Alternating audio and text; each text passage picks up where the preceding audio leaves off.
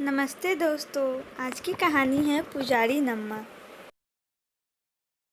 मजाकिया स्वभाव के राकेश जी हंसकर अपनी पत्नी से बोले, क्यों रमा, यह 4 बजे भोर में पुजारी नम्मा को लेने यमदूत कैसे आई होंगे? ठंड से तो उनकी भी हड्डी कांप रही होगी ना। मंदिर की सेवा करने वाली पुजारी नम्मा की मौत से मोहल्ले में खलबली मच गई। गांव वालों को उसके अंतिम संस्कार की चिंता सता रही थी, लेकिन 3 अजनबी वारिसों के आने से मंदिर के मालिकाना हक का अलग ही विवाद शुरू हो गया। कल रात पुजारी नम्मा ठंड से मर गई तो मोहल्ले में शोक की लहर दौड़ गई। हर एक ने पुजारी नम्मा के ममत्व और उनकी धर्म भावना की जी खोलकर चर्चा की, पर दबी जबान से चिंता भी जाहिर की कि पुजारिन का अंतिम संस्कार कैसे होगा। पिछले 20-25 सालों से वह मंदिर की सेवा करती आ रही थी। जहाँ तक लोगों को याद है, इस दौरान उनका कोई रिश्ते नाते का परिचित नहीं आया। उनकी जैसी लंबी आयु का कोई बुजुर्ग अब मोहल्ले में भी नहीं आया। उनकी जैसी लंबी आयु का कोई बुजुर्ग अब मोहल्ले में भी नहीं बचा है जो बता सके कि उनका कोई वारिस है भी या नहीं। मोहल्ले वाले को यह सोचकर ही कपकपी छूट रही है कि केवल दाह संस्कार कराने से ही तो सब कुछ नहीं हो जाएगा। तमाम तरह के कर्मकांड भी तो करने होंगे। आखिर मंदिर की पवित्रता का सवाल है। बिना कर्मकांड के न तो पत्थर की मूर्तियाँ शुद्ध होंगी और न ही सूतक से बाहर निकल सकेंगी। पर यह सब करे कौन और कैसे? इस समाचार को लेकर आई महरी घर का काम करने के पक्ष में बिल्कुल नहीं थी। वह तो बस मेम साहब को गर्मा गर्म खबर देने आई है।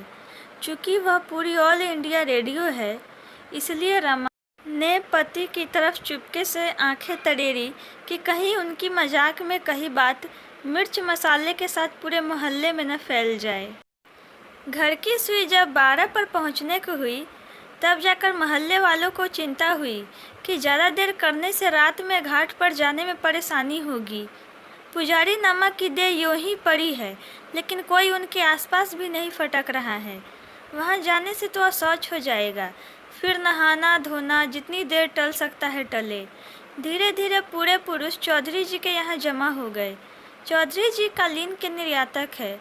मोहल्ले में ही नहीं, शहर में भी उनका रुतबा है। चमचों की लंबी चौड़ी फौज है जो हथियारों के साथ उन्हें चारों ओर से घेरे रहती है।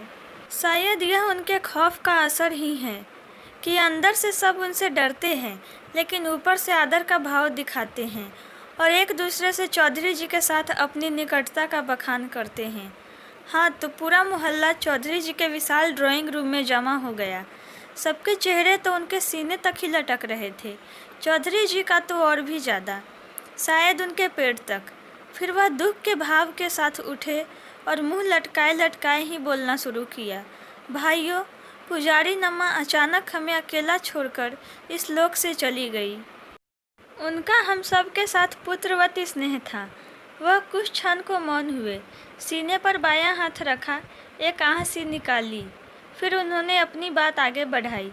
मेरी तो दिली इच्छा थी कि पुजारी नम्मा के कार्यक्रम का समस्त कार्य हम खुद करें और पूरी तरह विधि विधान से करें, किंतु चौधरी जी ने फिर अपना सीना दबाया और एक आह मुंह से निकाली।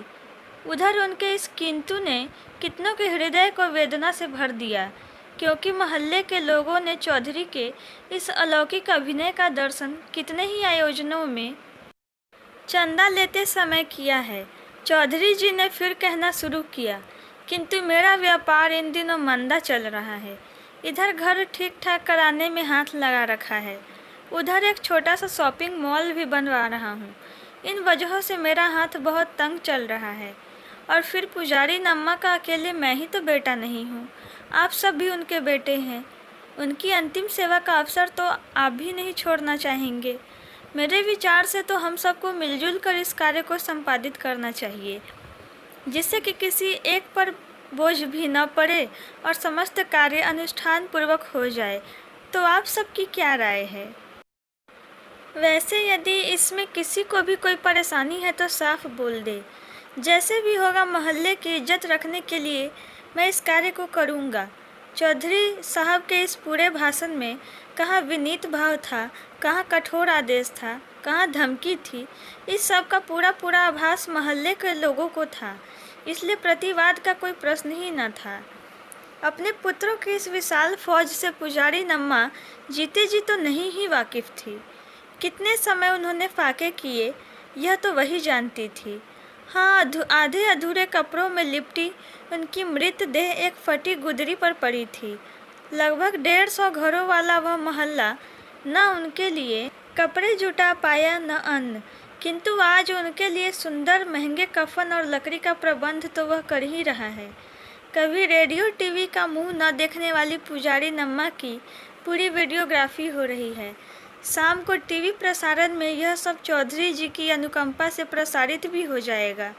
इस प्रकार पुजारी नम्मा की देह की राख को गंगा की धारा में प्रवाहित कर गंगाजल से हाथ मुंह धो सबने अपने अपने घरों को प्रस्थान किया। घर आकर गर्मा गर्म गीजर के पानी से स्नान कर और चाय पीकर चौधरी जी के पास हाजिरी लगाने में किसी मोहल्ले वाले ने देर नहीं की।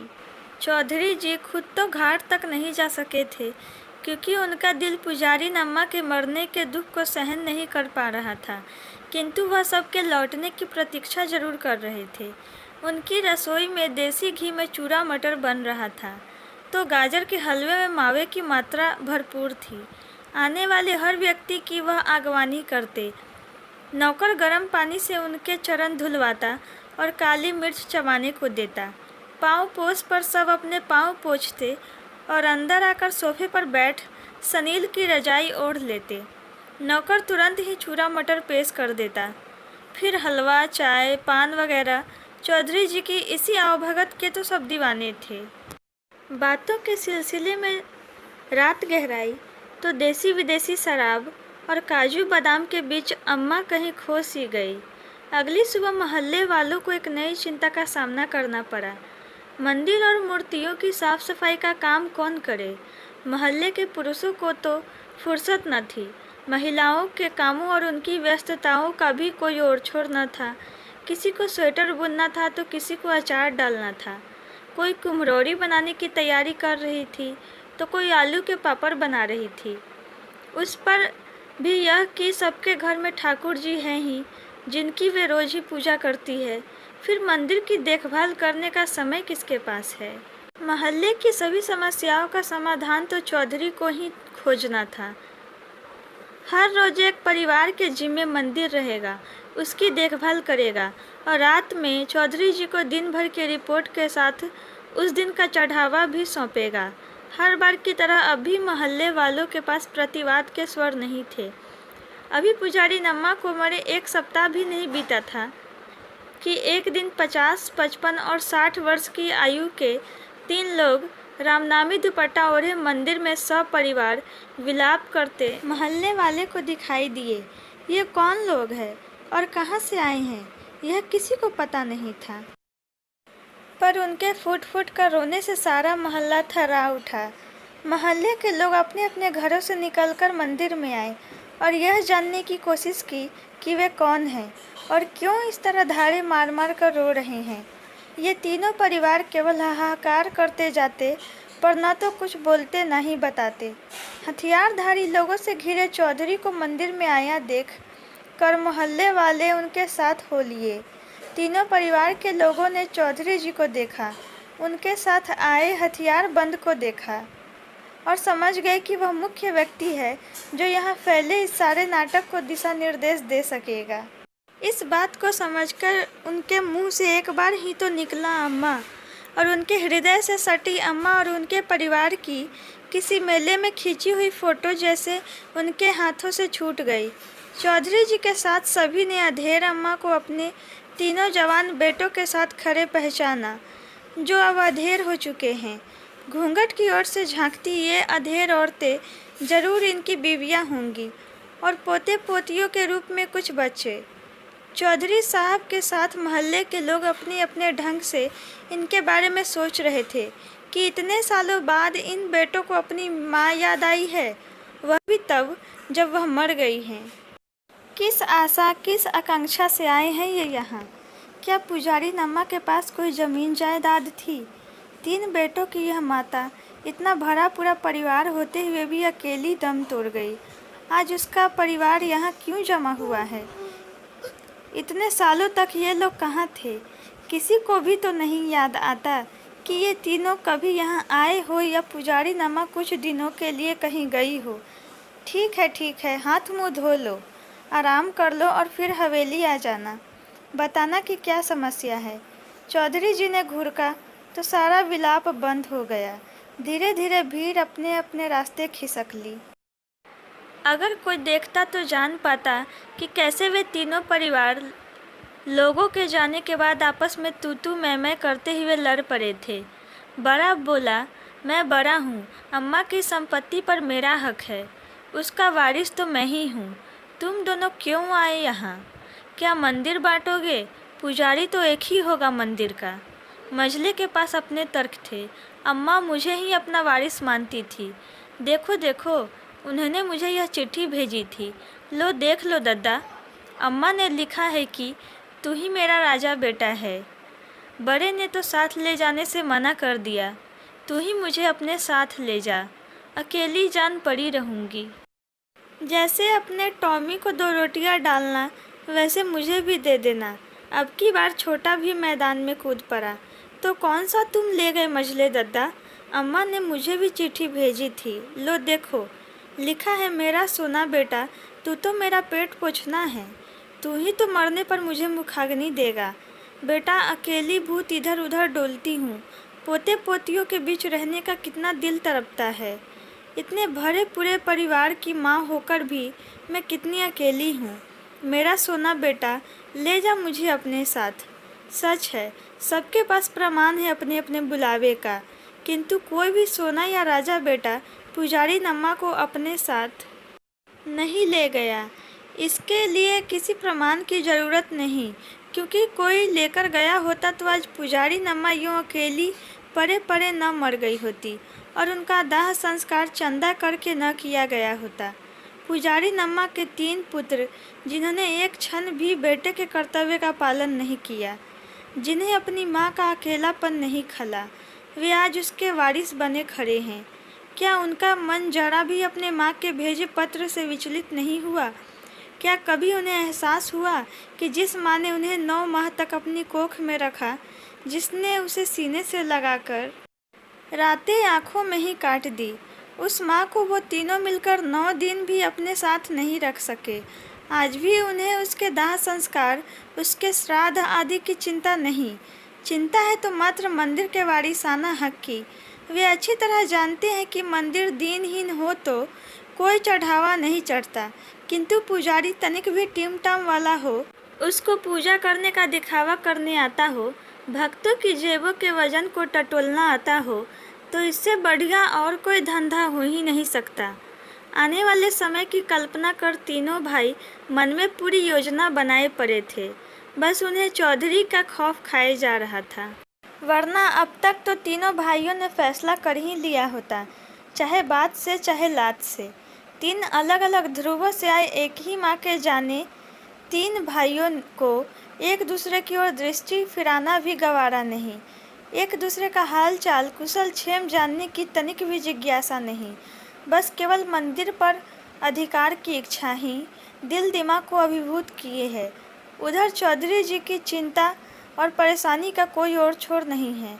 कितने योजनाबद्ध तरीके से वे मंदिर को अपनी संपत्ति बनाने वाले थे। उनके जैसा विद्वान पुरुष यह अच्छी तरह से जानता है कि मंदिर की सेवा टहल करना मोहल्ले के लोगों के बस की बात नहीं। उन्हें ही कुछ प्रबंध करना है, प्रबंध भी ऐसा हो जिससे उनका भी कुछ लाभ हो। मंदिर के लिए अभी जो उन्होंने व्यवस्था की है वह तो अस्थायी है। अभी वह कोई उचित व्यवस्था सोच भी नहीं पाए थे कि ये तीनों जाने कहाँ से टपक पड़े। पर उनके आने के पीछे छिपी उनकी चतुराई को याद कर और उनको देखकर उनके नाटक में आए बदलाव को याद कर चौधरी जी मुस्कुरा दिए। तीनों में से किसी एक का चुनाव करना कठिन है। तीनों ही सर्वश्रेष्ठ हैं, तीनों ही योग्य हैं और उपयुक्त हैं। एक निश्चय सा कर चौधरी जी निश्चिंत हो चले थे। अगले दिन सुबह ही मंदिर के घंटे की ध्वनि से मोहल्ले वालों की नींद टूट गई।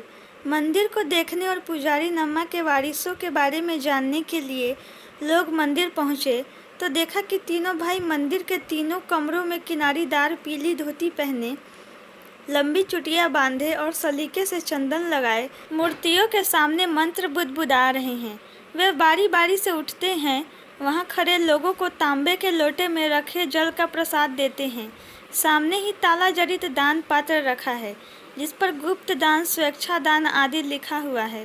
पुजारी की ओर दक्षिणा बढ़ाने पर वे दान पात्र की ओर इशारा कर देते हैं। मंदिर के इस बदलाव पर अब मोहल्ले के लोग भौचक है। श्रद्धालुओं की जेबें ढीली हो रही हैं।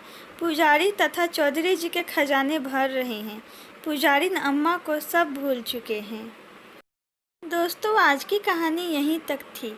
अगर आपको कहानी अच्छी लगी हो तो मेरे वीडियो को लाइक, शेयर और चैनल को सब्सक्राइब ज़रूर करें और बेल आइकन क्लिक करना ना भूलें।